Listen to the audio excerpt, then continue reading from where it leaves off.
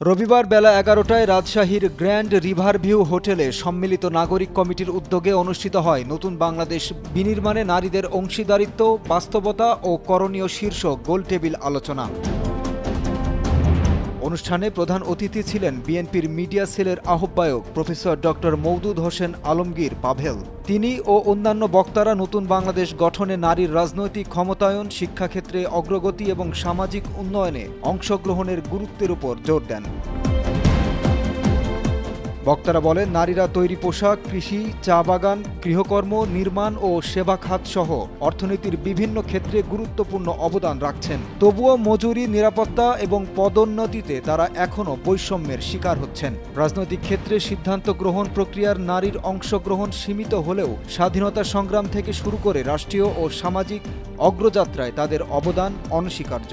এবং দলের অভ্যন্তরে তুলনামূলকভাবে নিচু মর্যাদা এবং ভূমিকা দিয়ে তাদের বিচ্ছিন্ন করে রাখা হয়। সামাজিক ক্ষেত্রে নারীর শিক্ষা, স্বাস্থ্য ও সংস্কৃতিতে গুরুত্বপূর্ণ অবদান থাকা সত্ত্বেও অনেক ক্ষেত্রে তাদের অধিকার ও সুযোগ সীমাবদ্ধ। বক্তারা কর্মক্ষেত্রে যৌন হয়রানি, আর্থিক নিয়ন্ত্রণের অভাব এবং পারিবারিক দায়িত্বকে নারীর অগ্রগতির বড় প্রতিবন্ধকতা হিসাবে উল্লেখ করেন। এই চ্যালেঞ্জ মোকাবেলায় নারীর শিক্ষা, দক্ষতা উন্নয়ন এবং অর্থনৈতিক স্বাবলম্বিতা নিশ্চিত করার উপর গুরুত্ব আরোপ করা হয়।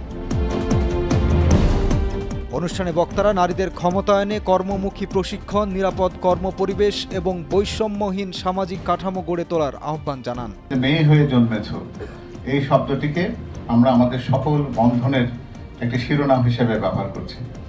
এমনকি অনেকে কথা বলতে চান, আমি জানি না এটাকে কে কিভাবে নেবেন, যে পরিচ্ছদ নির্ধারণ করবার ক্ষেত্রে নারীদেরকে অনেকগুলো প্যাঁচে আবদ্ধ করবার জন্য শাড়ির মতন একটি পরিচ্ছদকে আমরা এমনভাবে দেখাবার চেষ্টা করেছি এটি মেয়েদেরকে অনন্য সুন্দর করে তোলে। এতে আরও উপস্থিত ছিলেন সম্মিলিত নাগরিক কমিটির আহ্বায়ক প্রফেসর ডক্টর রফিকুল ইসলাম, বিএনপির কেন্দ্রীয় ত্রাণ ও পুনর্বাসন বিষয়ক সহ সম্পাদক শফিকুল হক মিলন, নওগাঁ বিশ্ববিদ্যালয়ের উপাচার্য professor doctor Mohammad Hasnat Ali, media সেলের সদস্য ও কেন্দ্রীয় কৃষক দলের যুগ্ম সাধারণ সম্পাদক মাহমুদা হাবিবা প্রমুখ।